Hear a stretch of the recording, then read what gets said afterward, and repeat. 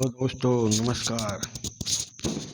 हम आपका अपने चैनल आपकी चैनल एलपी सरकारी जॉब चैनल पर स्वागत करते हैं, अभिनंदन करते हैं। हम आपके उज्जवल भविष्य की कामना के साथ इस सेशन का शुरुआत करने जा रहे हैं, जिसको आप ध्यानपूर्वक पढ़ेंगे, समझेंगे, देखेंगे कि हम आपके लिए अच्छा सा सेशन चालू करने जा रहे हैं। आप इस चैनल को सब्सक्राइब करें, अपने दोस्तों के बीच शेयर करें और दोस्तों को प्रोत्साहित करें कि इस चैनल को सब्सक्राइब करें। इससे अपना भला है। और शेयर करें, जितना अधिक से अधिक शेयर करेंगे, सब्सक्राइब करेंगे, हम उतना मोटिवेट होते रहेंगे और आपके लिए अच्छा से अच्छा वीडियो डालते रहेंगे। वीडियो में अच्छे अच्छे क्वेश्चन ढूंढ के डालेंगे। ऐसा क्वेश्चन जो कि आपको परीक्षा हाल में हूबहू ऐसा ही क्वेश्चन देखने को मिलेगा। तो हम आपके उज्जवल भविष्य की कामना के साथ इस सेशन की शुरुआत करते हैं। आपके स्क्रीन पे पहला क्वेश्चन है, पश्चिमी प्रजातंत्र से संबंधित विचारधारा है। पहला क्वेश्चन आपके स्क्रीन पे है, पश्चिमी प्रजातंत्र से संबंधित विचारधारा है। तो आपको मैंने पहले की वीडियो में बता चुका हूँ, पश्चिमी प्रजातंत्र से संबंधित विचारधारा उदारवादी विचारधारा है, क्योंकि ब्रिटेन को उदारवाद का घर कहा जाता है। उदारवाद के जनक लॉक को कहा जाता है। लॉक के विचारों के आधार पर ब्रिटेन में 1688 की रक्तहीनी क्रांति हुई और उदारवाद वहाँ पर चालू है। उदारवादी प्रजातंत्र ब्रिटेन में चालू है। तो आपका उत्तर हुआ उदारवाद पश्चिमी प्रजातंत्र से संबंधित विचारधारा है, उदारवाद। चलिए अगले क्वेश्चन पे आ जाइए। आज दुनिया में 3 विचारधाराएं मुख्य हैं। दूसरा क्वेश्चन पे ध्यान देना। आज दुनिया में 3 विचारधाराएं मुख्य हैं। नंबर 1 ऑप्शन देखिए, मार्क्सवाद, उदारवाद तथा फेबियनवाद। ऑप्शन 2 मार्क्सवाद, राष्ट्रवाद तथा गांधीवाद। ऑप्शन 3 पे आ जाइए, उदारवाद, मार्क्सवाद तथा फांसीवाद। उदारवाद, गांधीवाद तथा व्यक्तिवाद। तो आज दुनिया में 3 विचारधाराएं हैं। आज दुनिया में 3 विचारधाराएं मुख्य कौन सी हैं? तो आपको देखने से लगेगा मार्क्सवाद, उदारवाद, फेबियनवाद। नहीं भाई, ये तीनों नहीं हैं, ये गलत हो जाएगा। फिर अगले क्वेश्चन पे आ जाइए। अगले ऑप्शन पे मार्क्सवाद, राष्ट्रवाद, गांधीवाद, ये भी ऑप्शन हम नहीं मान सकते हैं। अगले ऑप्शन को देखते हैं। अगला ऑप्शन है उदारवाद, मार्क्सवाद तथा फांसीवाद। यही ऑप्शन आपका, यही विकल्प सही उत्तर होगा। आपका उदारवाद, मार्क्सवाद और तथा फांसीवाद, यही विकल्प आपका सही उत्तर होगा। उदारवाद, गांधीवाद तथा व्यक्तिवाद नहीं भाई, ये भी गलत है। आपका ऑप्शन सही होगा। चलिए अगले प्रश्न पे आ जाइए। उदारवाद राज्य को, अब आपसे पूछा जा रहा है उदारवाद राज्य को क्या कहा जाता है या उदारवाद को क्या माना जाता है। तो ऑप्शन देख लीजिए। समाज के कल्याण का यंत्र मानता है। उदारवाद राज्य को समाज के कल्याण का यंत्र मानता है। नंबर ऑप्शन आ। बा ऑप्शन बोलता है समाज से भिन्न नहीं मानता। ऑप्शन समाज की उत्पादन व्यवस्था के आधार पर आर्थिक रूप से शक्तिशाली वर्ग से जोड़ता है। ऑप्शन द आंगिक प्राकृतिक संस्था मानता है। तो आप ध्यानपूर्वक इस पे मनन करेंगे, विचार करेंगे तो आप देखेंगे कि उदारवाद राज्य को समाज के कल्याण का यंत्र मानता है। उदारवाद समाज के कल्याण का यंत्र मानता है। राज्य के द्वारा समाज का कल्याण किया जाता है। अब आपके समझ में आ गया होगा उदारवाद राज्य को क्या मानता है, समाज के कल्याण का यंत्र मानता है। चलिए अगले प्रश्न पे आ जाइए।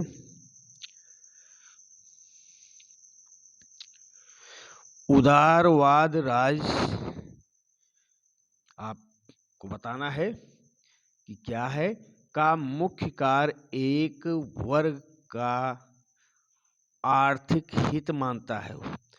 उदारवाद राज्य का मुख्य कार्य एक वर्ग का आर्थिक हित मानता है।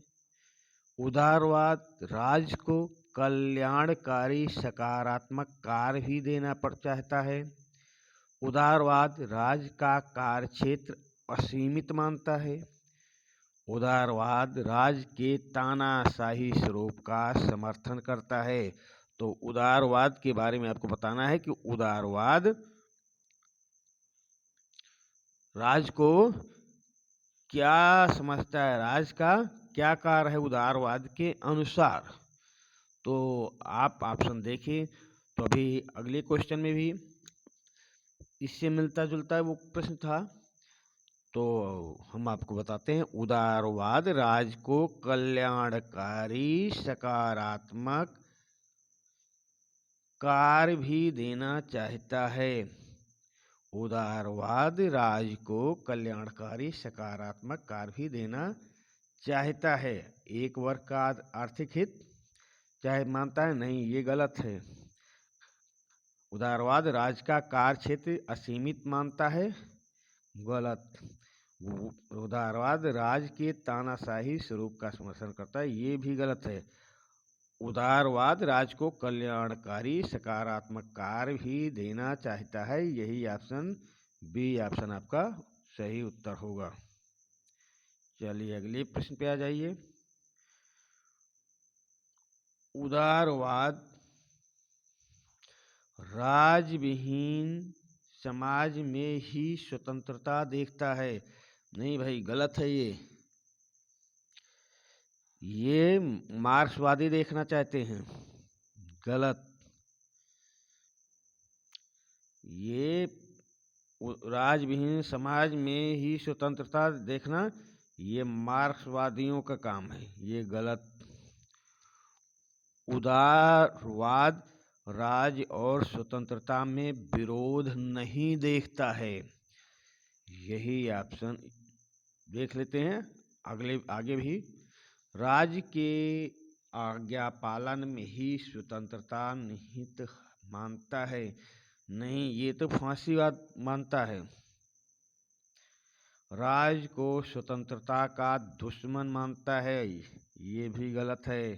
राज्य एवं स्वतंत्रता में विरोध नहीं देखता, ऑप्शन बी आपका उत्तर सही होगा। तो उदारवाद राज्य एवं स्वतंत्रता में विरोध नहीं देखता है। चलिए अगले क्वेश्चन पे आ जाइए। 19वीं शताब्दी के आरंभ तक उदारवाद, अगले प्रश्न पे ध्यान से देखेंगे। 19वीं शताब्दी के आरंभ तक उदारवाद प्रगति विरोधी विचारधारा माना गया, क्रांति विरोधी विचारधारा माना गया, प्रगतिशील विचारधारा माना गया। उपयुक्त चारों विकल्प देखने से आप देखेंगे तो 19वीं शताब्दी के आरंभ तक उदारवाद प्रगतिशील विचारधारा माना गया। प्रगतिशील विचारधारा माना गया है। प्रगति विरोधी नहीं, क्रांति विरोधी नहीं, प्रगतिशील विचारधारा माना गया 19वीं शताब्दी के आरंभ तक। चलिए अगले क्वेश्चन पे आते हैं। उदारवाद का इतिहास। ऑप्शन आ, तीसरी दुनिया का इतिहास बन गया है। आधुनिक पश्चिमी दर्शन का इतिहास बन गया है। साम्यवादी जगत के दर्शन का इतिहास बन गया है। उपर्युक्त तीनों से संबंधित नहीं। तो उदारवाद का इतिहास तीसरी दुनिया का इतिहास बन गया है, गलत है। हमें पता लगाना है उदारवाद का इतिहास का तीसरी दुनिया का इतिहास बन गया है, ये गलत है। साम्यवादी जगत के दर्शन का इतिहास बन गया है, ये भी गलत है। कोई सही है तो ऑप्शन बी सही है। आधुनिक पश्चिमी दर्शन का इतिहास बन गया है। उदारवाद का इतिहास आधुनिक पश्चिमी दर्शन का इतिहास बन गया है। आपका ऑप्शन बी सही होगा। चलिए अगले क्वेश्चन पे आते हैं। आज उदारवाद मार्क्सवाद, प्रजातंत्रवाद और फासीवाद के मिश्रण के रूप में विकसित विचारधारा है। देखिए प्रश्न नंबर 8 को देखना।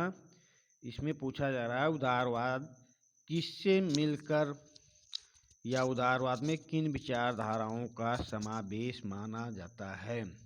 तो आप देखेंगे उदारवाद में मार्क्सवाद, प्रजातंत्रवाद, फासीवाद के मिश्रण के रूप में विकसित विचारधारा है, गलत, ये गलत है। गांधीवाद, मार्क्सवाद और प्रजातंत्र के मिश्रण के रूप में विकसित विचारधारा, ये भी गलत।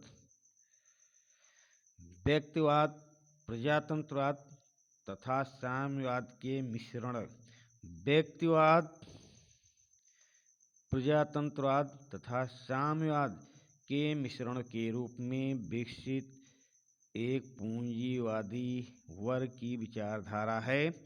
यही ऑप्शन आपका उत्तर होगा। यही ऑप्शन आपका उत्तर होगा।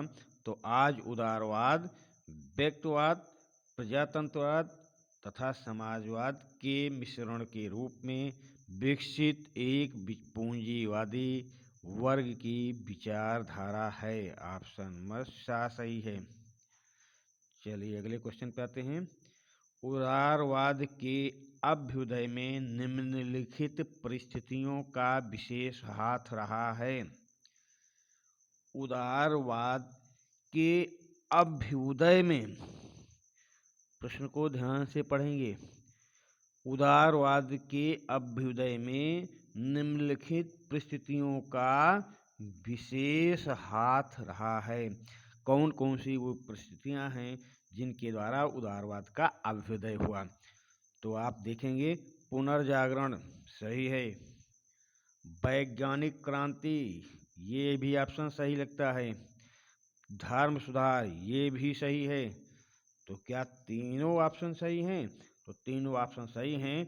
तो आपका विकल्प द सही होगा। उपर्युक्त तीनों कारण उदारवाद के अभ्युदय में निम्नलिखित तीनों परिस्थितियां का विशेष हाथ रहा है। आपका ऑप्शन द सही होगा। चलिए अगला क्वेश्चन। उदारवाद एक चुनौती थी। उदारवाद एक चुनौती थी। सामंतशाही के विरुद्ध, राजशाही के विरुद्ध, उपर्युक्त पोपशाही के विरुद्ध, उपर्युक्त तीनों के विरुद्ध। तो आप प्रश्न को ध्यानपूर्वक देखेंगे तो उदारवाद एक चुनौती थी। सामंतशाही के भी विरुद्ध था, पोपशाही के भी विरुद्ध था, राजशाही के भी विरुद्ध था। आपका ऑप्शन द ही सही होगा। उपर्युक्त तीनों के विरुद्ध था। उपर्युक्त तीनों के विरुद्ध था। उदारवादी सामंतशाही के विरुद्ध था, पोपशाही के विरुद्ध था, राजशाही के विरुद्ध था। तो आपका ऑप्शन दा सही होगा, उपयुक्त तीनों के विरुद्ध था। चलिए अगला क्वेश्चन, उदारवाद का मूल मंत्र था। उदारवाद का मूल मंत्र क्या है? तो उदारवाद का मूल मंत्र है स्वतंत्रता।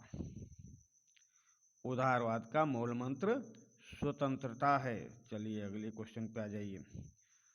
प्रारंभिक उदारवाद के अनुसार स्वतंत्रता का अर्थ समझा गया।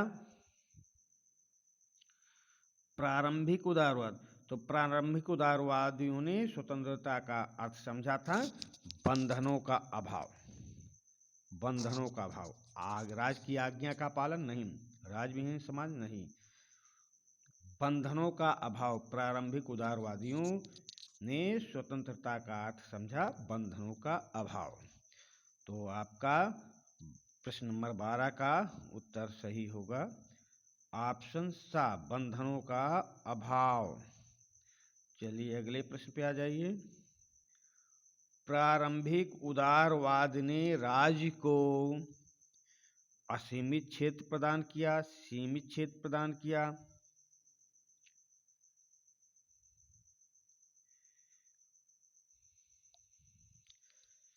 चलिए इसका ऑप्शन आपको नहीं देखने को मिल रहा है, हम इसको अगले वीडियो में डालेंगे। तो हम आपको बता देते हैं, प्रारंभिक उदारवादियों ने राज्य को सीमित क्षेत्र प्रदान किया था। सीमित क्षेत्र प्रदान किया था। प्रारंभिक उदारवाद ने राज्य को सीमित क्षेत्र प्रदान किया था। आपका ध्यान देना है कि प्रारंभिक उदारवादियों ने स्वतंत्रता को समझा था बंधनों का अभाव। प्रारंभिक उदारवादियों ने स्वतंत्रता का अर्थ समझा बंधनों का अभाव। फिर 13 में है, प्रारंभिक उदारवाद ने राज्य को क्या समझा? राज्य को क्या प्रदान किया? सीमित क्षेत्र प्रदान किया। तो आपका उत्तर बी सही होगा, आपका ऑप्शन यही सही है। चलिए अगले क्वेश्चन पे आइए। उदारवाद अपने प्रारंभिक वर्षों में, उदारवाद अपने प्रारंभिक वर्षों में मानवता का दर्शन था, व्यक्ति की गरिमा का दर्शन था, संपत्ति के मालिकों का दर्शन था, सर्वहारा वर्ग का दर्शन था। तो आप ऑप्शन को देखेंगे तो आपको स्पष्ट रूप से उत्तर आपको सामने आपकी नज़रों में आ जाएगा कि उदारवाद अपने प्रारंभिक वर्षों में संपत्ति के मालिकों का दर्शन था। संपत्ति के मालिकों का दर्शन था। ऐसे क्वेश्चन पे आप विशेष रूप से गौर करके देखा कीजिए। ऐसे क्वेश्चन ही परीक्षा हार में मिल जाते हैं, वो आपको घुमाने की कोशिश करते हैं, पर आपको घूमना नहीं है, आपको सीधे सही उत्तर पे चयन करना है, सही उत्तर पे निशान लगाना है। सही उत्तर आप परीक्षा हाल में बैठे हैं तो सोच समझ कर उत्तर करें, और आपको परीक्षा हाल में हूबहू ऐसे क्वेश्चन देखने को मिलेंगे। इसलिए मैं बार बार रिक्वेस्ट कर रहा हूं कि आप इस चैनल को सब्सक्राइब करें और दोस्तों के बीच शेयर करें, और दोस्तों से सबको समझाएं कि इस चैनल में अच्छे अच्छे क्वेश्चन डाले जा रहे हैं, अच्छे अच्छे क्वेश्चन दिए जा रहे हैं जो परीक्षा हाल में हम लोगों को फ़ायदा मिल सकता है। तो आप इस चैनल को सब्सक्राइब अधिक से अधिक मात्रा में करें, शेयर करें दोस्तों के बीच, और सेशन पसंद आता है तो लाइक करते रहें। आपके लाइक से हमें मोटिवेट हम होते हैं। आप कोई सुझाव देना चाहते हैं तो कमेंट के माध्यम से हमें सुझाव दें, हम आपके सुझाव का स्वागत करेंगे। चलिए हम अगले क्वेश्चन पे आ जाते हैं। क्वेश्चन है क्वेश्चन नंबर 15, 14 बता दिया हूँ आपको। उदारवाद अपने प्रारंभिक वर्षों में संपत्ति के मालिकों का दर्शन था।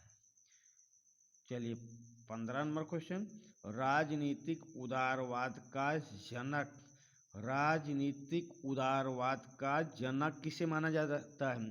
मैं पहले की वीडियो में बता चुका हूँ, राजनीतिक उदारवाद के जनक लाक महोदय को माना जाता था। राजनीतिक उदारवाद का जनक लॉक को माना जाता है। लॉक की विचारधारा पे ही इंग्लैंड में 1688 की रक्तहीनी क्रांति हुई थी। तो राजनीतिक उदारवाद का जनक लॉक को माना जाता है। उपयोगितावादियों में उल्लेखनीय विचारक हैं। उपयोगितावादी उदारवादियों में उल्लेखनीय विचारक हैं। देखिए प्रश्न क्या पूछ रहा है, उपयोगितावादी उदारवादियों में उल्लेखनीय विचारक हैं। अब आप 16 नंबर में देखेंगे तो आपको प्रश्न में कैसे घुमाया जा रहा है, पर आपको घूमना नहीं है, आपको सही ऑप्शन का चयन करना है। तो उपयोगितावादी उदारवादी उपयोगितावादी हैं पर उदारवादी भी हैं, तो आपका ऑप्शन बी सही होगा। बेंथम तथा मिल हैं, उपयोगितावादी भी हैं और उदारवादी भी हैं। तो 16 का ऑप्शन बी सही होगा, बेंथम तथा मिल। उपयोगितावादी उदारवादियों में उल्लेखनीय विचारक हैं बेंथम तथा मिल। बार बार क्वेश्चन रिपीट कर रहे हैं और आप उसको ध्यानपूर्वक सेशन को देखते चलिए। बार बार सेशन को देखेंगे तो ये क्वेश्चन कठिन जरूर आपको लग रहे हैं। यह है कि सेशन को, इस वीडियो को बार बार देखते रहेंगे तो आपकी समझ में आ जाएगा और आप परीक्षा हाल में अच्छा करके आएंगे। नियुक्ति पत्र आपके हाथ में होगा। चलिए अगले क्वेश्चन पे आते हैं। आदर्शवादी विचारधारा से संबंधित प्रमुख उदारवादी विचारक। अभी पूछा जा रहा था उपयोगितावादी आधुनिक उपयोगितावादी उदारवादी विचारक, अब आदर्शवादी विचारधारा से संबंधित प्रमुख उदारवादी विचारक। देखिए पिछले क्वेश्चन में पूछा गया है उपयोगितावादी उदारवादियों में उल्लेखनीय विचारक। अभी पूछा जा रहा आदर्शवादी विचारधारा से संबंधित प्रमुख उदारवादी विचारक। दोनों में अंतर है भाई। दोनों प्रश्न को ध्यानपूर्वक पढ़ेंगे और ध्यानपूर्वक उत्तर करने की कोशिश करेंगे। उपयोगितावादी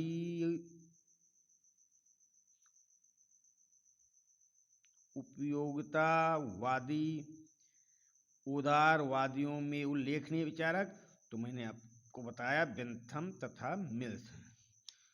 अगले क्वेश्चन जो मिलता जुलता क्वेश्चन है, आदर्शवादी विचारधारा से संबंधित प्रमुख उदारवादी विचारक। तो इसमें आपको देखना है और सही उत्तर का चयन करना है। तो आदर्शवादी विचारक पहले तो ये पता लगाइए कौन है। तो ये आपका ऑप्शन सा सही होगा, टी.एच. ग्रीन तथा अर्नेस्ट वार्कर। ये आदर्शवादी प्रमुख उदारवादी विचारक हैं। आदर्शवादी टी.एच. ग्रीन और तथा अर्नेस्ट वार्कर, ये आदर्शवादी प्रमुख उदारवादी विचारक हैं। तो आपका उत्तर सा सही होगा। चलिए अगले क्वेश्चन पे आ जाइए।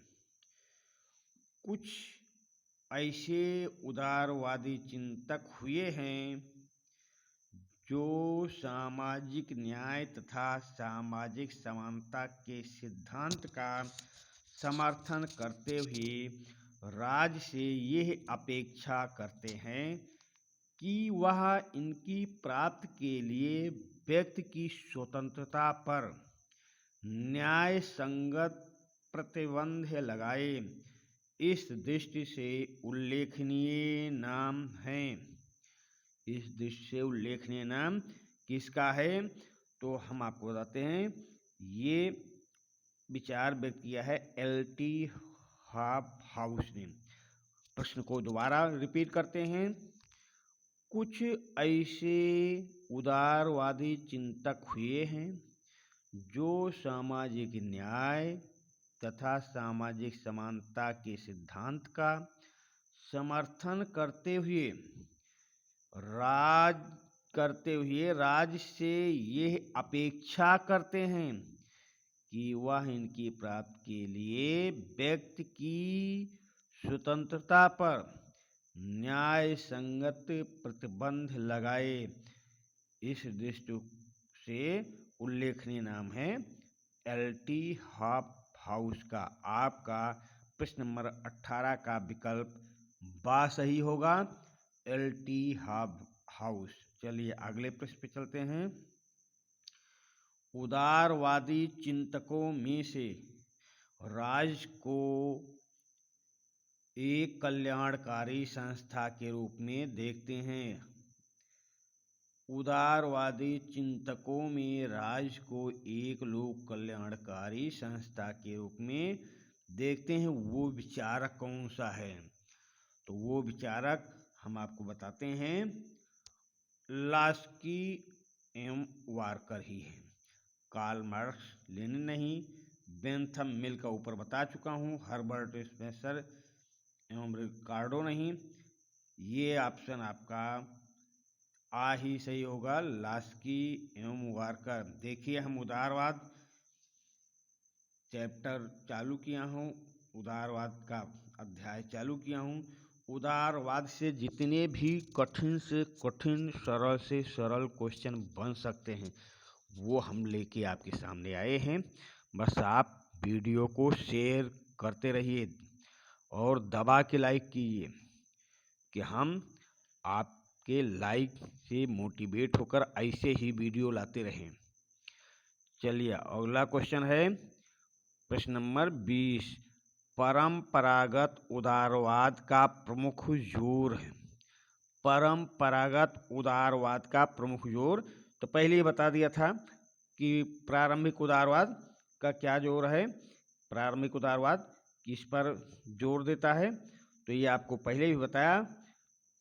प्रारंभिक उदारवाद व्यक्तिगत स्वतंत्रता यानी अहस्तक्षेप पर प्रमुख जोर देता है, तो आपका उत्तर सही होगा अहस्तक्षेप। प्रारंभिक उदारवाद का प्रमुख जोर था अहस्तक्षेप। समझिए, अब बी का ऑप्शन आ सही होगा। चलिए अगले क्वेश्चन पे आइए। परंपरागत उदारवाद के लक्षण हैं। परंपरागत उदारवाद के लक्षण हैं स्वतंत्र समझौते, बाजार तथा बाजारू समाज, प्रतियोगिता, तीनों ही लक्षण हैं। तो हम आपको बता देते हैं परंपरागत उदारवाद के ये तीनों लक्षण हैं। स्वतंत्र समझौता होना चाहिए, बाजार तथा बाजारू समाज होना चाहिए, प्रतियोगिता होनी चाहिए। परंपरागत उदारवाद का लक्षण में तीनों होना चाहिए, तो आपका ऑप्शन द विकल्प सही होगा, तीनों ही लक्षण। आपका उत्तर सही होगा, तीनों ही लक्षण। चलिए अगले क्वेश्चन पे आ जाइए।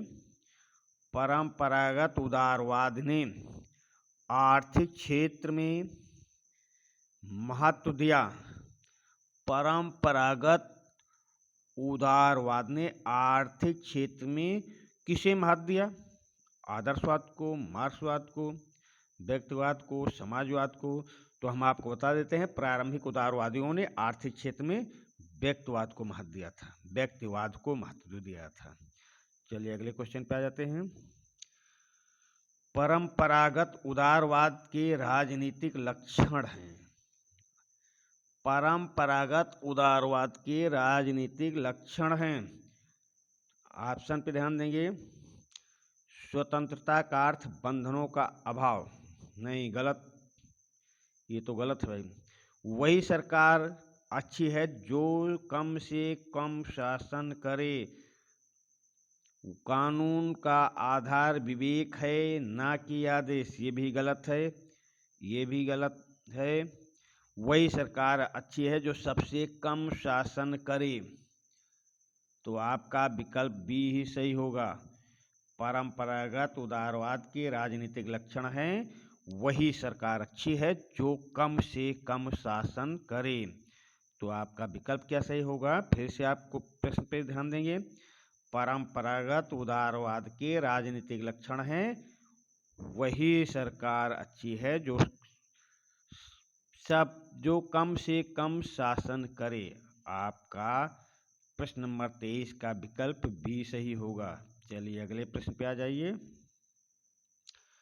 परंपरागत उदारवाद पूंजीवादी वर्ग का आर्थिक दर्शन है। नहीं भाई, ये गलत है।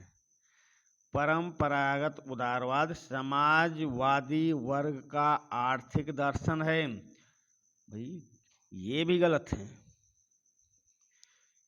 आपसे पूछा जा रहा था परंपरागत उदारवाद कैसा दर्शन है, इस बारे में आपको जवाब देना है। तो परंपरागत उदारवाद, फिर से क्वेश्चन को देखिए, फिर से देखिए क्या पूछना चाह रहा हम। परंपरागत उदारवाद कैसा दर्शन है, आपसे ये पूछ रहा है। तो परंपरागत उदारवाद पूंजीवादी वर्ग का दर्शन है, यही ऑप्शन सही है। परंपरागत उदारवाद पूंजीवादी वर्ग का आर्थिक दर्शन है। समाजवादी वर्ग का आर्थिक दर्शन गलत। श्रेणी समाजवादी वर्ग का आर्थिक दर्शन ये भी गलत। गांधीवादी विचारधारा का आर्थिक दर्शन ये भी गलत। आपका ऑप्शन परंपरागत उदारवादियों ने पूंजीवादी पर विशेष रूप से ध्यान दिया है, पूंजीवादी वर्ग का आर्थिक दर्शन है। आपका ऑप्शन 24 का ऑप्शन आ सही होगा। परंपरागत उदारवाद के समर्थक आर्थिक चिंतक हैं। परंपरागत उदारवाद के समर्थक आर्थिक चिंतक एडम स्मिथ हैं भाई, माल्थस भी हैं, रिकार्डो भी हैं। यानी कि आपका तीनों विकल्प सही है, तो आपका उत्तर सही होगा ऑप्शन द तीनों। परंपरागत उदारवाद के समर्थक आर्थिक चिंतक एडम स्मिथ, माल्थस, रिकार्डो तीनों हैं। आपका ऑप्शन द सही होगा। चलिए अगले क्वेश्चन पे आ जाइए। आर्थिक स्वतंत्रता की सिफारिश की, पूछा गया है आपसे आर्थिक स्वतंत्रता की सिफारिश की परंपरागत उदारवाद ने, आधुनिक उदारवाद ने, समाजवाद ने, मार्क्सवाद ने।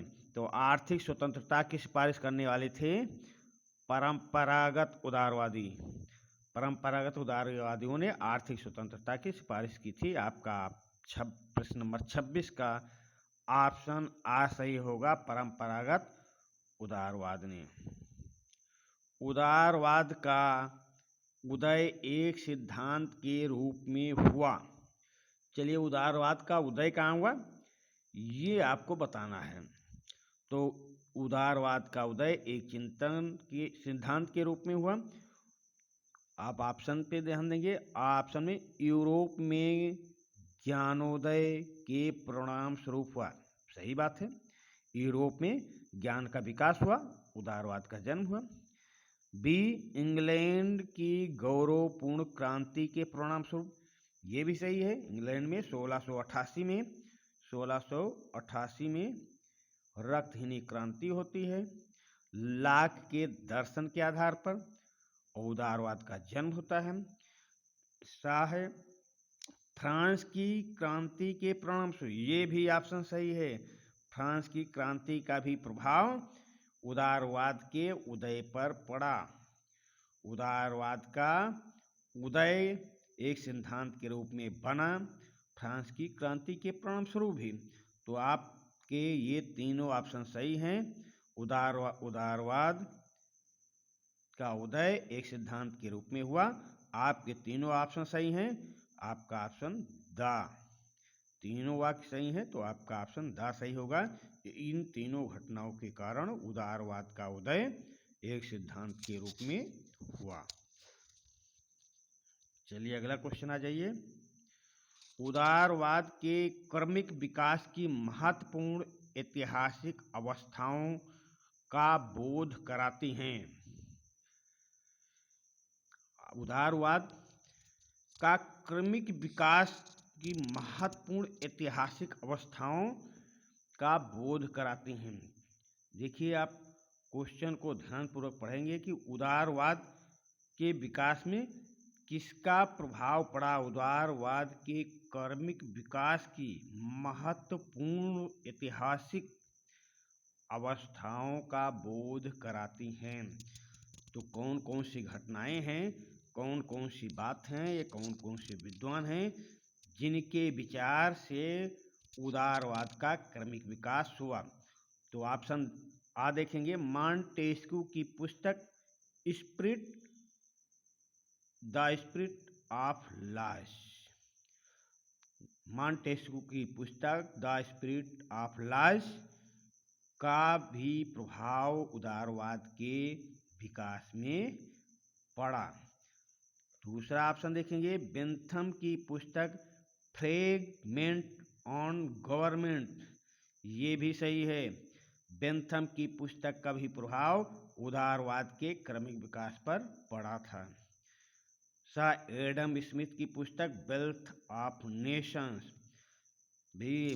दोस्तों हम आपको बताते हैं, इन तीनों विद्वानों एवं इनकी विचारों का प्रभाव उदारवाद के क्रमिक विकास की महत्वपूर्ण ऐतिहासिक अवस्थाओं का बोध कराती हैं। उदारवाद के क्रमिक विकास की महत्वपूर्ण ऐतिहासिक अवस्थाओं का बोध इन तीनों विद्वानों की पुस्तकों में मिलता है। तो आपका ऑप्शन द सही होगा, तीनों ही पुस्तकें सही हैं।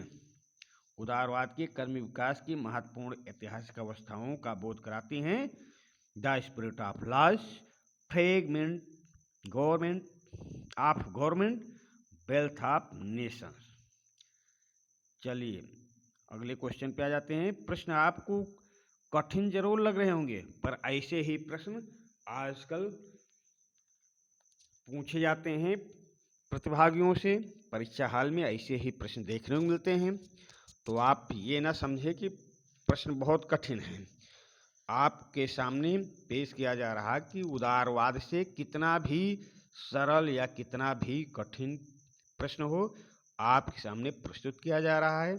आप इन प्रश्नों पर ध्यानपूर्वक पढ़ेंगे और माइंड में इसको काउंट करेंगे और परीक्षा हाल में इन प्रश्नों को आपकी नज़रों से बचने न पाए। परीक्षा हाल में प्रश्नों के सही उत्तर देकर आएंगे। चलिए अगले क्वेश्चन पे आ जाइए। उदारवादियों से संबंधित नहीं है। उदारवादियों से संबंधित नहीं है। क्या नहीं संबंधित भाई? राज को कम से कम कार्य दिए जाएं, ये तो संबंधित है, ये तो सही है। राज्य सरकार का कार्य केवल परस्पर विरोधी हितों से संबंधित करना ही था, ये भी उदारवादी चाहते थे। सर्वोत्तम सरकार वो है जो सबसे कम शासन करे, ये भी उदारवादी चाहते थे। राज का कार्य क्षेत्र असीमित है, नहीं भाई, ये सीमित चाहते थे। राज का कार्य क्षेत्र सीमित हो, उदारवादियों से संबंधित ये नहीं है, यह सीमित नहीं चाहते थे। राज का कार्य क्षेत्र सीमित चाहते थे। तो क्या पूछा है? उदारवादियों से संबंधित नहीं है, तो यही ऑप्शन द सही होगा। राज का कार्य क्षेत्र असीमित है, यही आपका ऑप्शन सही होगा। चलिए अगले क्वेश्चन पे आ जाइए। पुलिस राज कल्याणकारी राज्य में बदलने लगा है, यह वक्तव्य निम्नलिखित में से किससे संबंधित है? पुलिस राज कल्याणकारी राज्य में बदलने लगा, यह वक्तव्य किससे संबंधित है? तो आपको बता देते हैं, सकारात्मक उदारवाद से संबंधित है। नकारात्मक उदारवाद तो हम आपको ऊपर बता चुका हूँ। मार्क्सवाद के बारे में भी आपको जानकारी दे चुका हूँ, फासीवाद के बारे में भी। पुलिस राज कल्याणकारी राज्य में बदलने लगा, ये वक्तव्य सकारात्मक उदारवाद से संबंधित है। ऑप्शन नंबर बी सही है, बा सही है। चलिए अगले क्वेश्चन पे आइए। 19वीं शताब्दी में उदारवाद को 2 चुनौतियों का सामना करना पड़ा। देखिए हम उदारवाद से जो भी क्वेश्चन बन सकते थे आपके सामने लेके आया हूँ। आपको प्रश्न कठिन लग रहा होगा, पर ऐसे ही प्रश्न आपको परीक्षा हाल में देखने को मिलेंगे। इन प्रश्नों पर विशेष रूप से आपको गौर करना है। प्रश्न नंबर 31 पे ध्यान देंगे। 19वीं शताब्दी में उदारवाद की दो चुनौतियों का सामना करना पड़ा। क्या बोल रहा है ये? 19वीं शताब्दी में उदारवाद को दो चुनौतियों का सामना करना पड़ा। तो किन चुनौतियों का सामना करना पड़ा 19वीं शताब्दी में? तो हम आपको बताते हैं, ये प्रजातंत्र और समाजवाद भी इससे संबंधित विचारधारा थी। तो 19वीं शताब्दी में प्रजातंत्र और समाजवाद, इन दोनों चुनौतियों से 19वीं शताब्दी में उदारवाद को सामना करना पड़ा था। तो आपका विकल्प सही होगा, प्रजातंत्र और समाजवाद। 19वीं शताब्दी में उदारवाद को दो चुनौतियों का सामना करना पड़ा। प्रजातंत्र और समाजवाद ही वो चुनौतियां थीं जिनका सामना उदारवाद को करना पड़ा था। तो ऑप्शन सही है। चलिए अगले क्वेश्चन पे आ जाइए। सकारात्मक उदारवाद से संबंधित है। सकारात्मक उदारवाद से संबंधित है आर्थिक व्यवस्था नियंत्रित करना। सही है, ये भी सही है। समाजवाद में वर्ग सामंजस्य स्थापित करना, ये भी सही है। पूंजीपतियों पर कर लगाकर गरीबों की भलाई के लिए काम करना, सकारात्मक उदारवाद से ये तीनों वाक्य संबंधित हैं।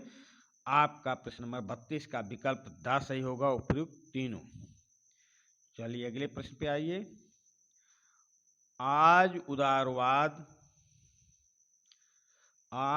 उदारवाद समाजवाद विरोधी दर्शन है।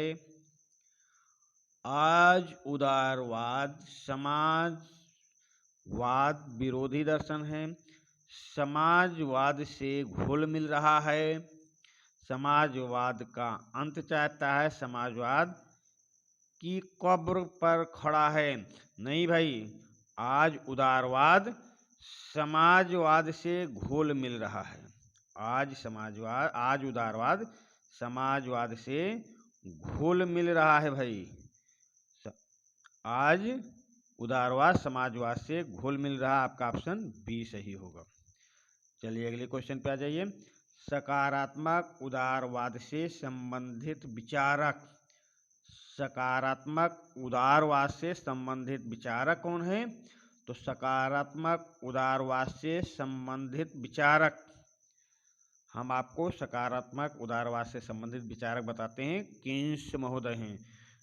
एडम स्मिथ को नहीं लगा देना भाई, यहाँ पे सकारात्मक उदारवाद पूछ रहा है।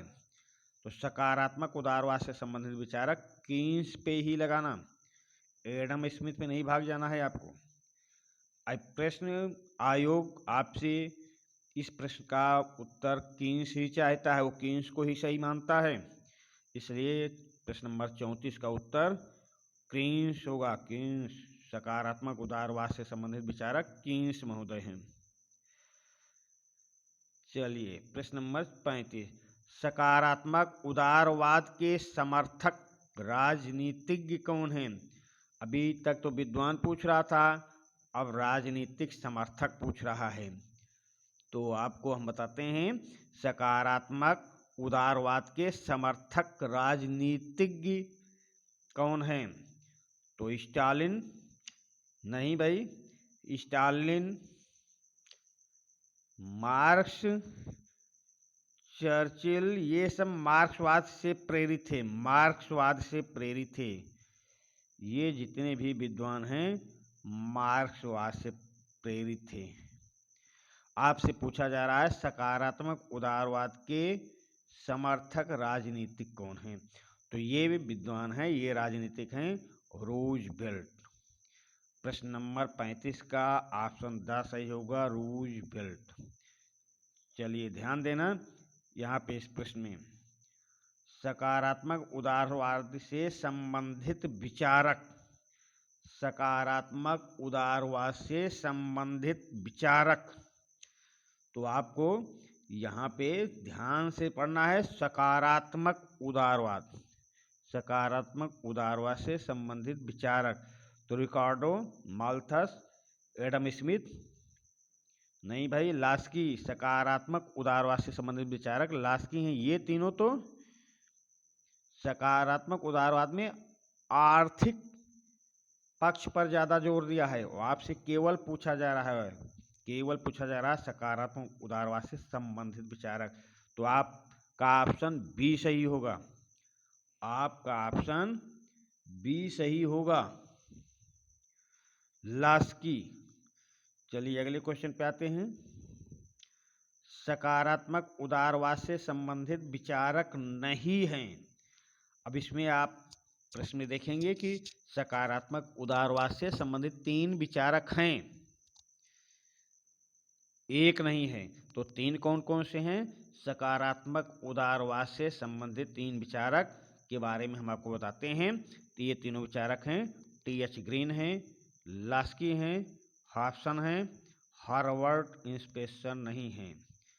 हर्बर्ट स्पेंसर नहीं हैं। तो आपका सकारात्मक उदारवाद से संबंधित विचारक नहीं है। प्रश्न नंबर 34 का उत्तर सही होगा सा, हर्बर्ट स्पेंसर। ये तीनों टी.एच. ग्रीन, लास्की और हॉब्सन सकारात्मक उदारवाद से संबंधित विचारक हैं। अगले प्रश्न पे आइए। लोक कल्याणकारी राज का दर्शन है। प्रश्न नंबर 38 पे देखेंगे। लोक कल्याणकारी राज का दर्शन है सकारात्मक उदारवाद, नकारात्मक नहीं, समाजवाद नहीं, फांसीवाद नहीं, सकारात्मक उदारवाद। लोक कल्याणकारी राज का दर्शन है सकारात्मक उदारवाद। अगले प्रश्न पे आइए। यह व्यक्तिवाद, प्रजातंत्रवाद तथा समाजवाद के परिणाम स्वरूप विकसित सिद्धांत माना जाता है। निम्नलिखित में से इस वक्तव्य द्वारा किस ओर संकेत किया गया है? प्रश्न पे ध्यान देना। यह व्यक्तिवाद, प्रजातंत्र तथा समाज यानी 3 विचारधाराओं का मिश्रण के परिणाम स्वरूप विकसित सिद्धांत माना जाता है। वो कौन सा सिद्धांत है वो आपको पता लगाना है। तो आपको हम बताते हैं, ये सिद्धांत ही सकारात्मक उदारवाद ही है। सकारात्मक उदारवाद में व्यक्तिवाद है, प्रजातंत्रवाद है और समाजवाद, तीनों का मिश्रण पाया जाता है सकारात्मक उदारवाद में। आपका ऑप्शन द सही होगा।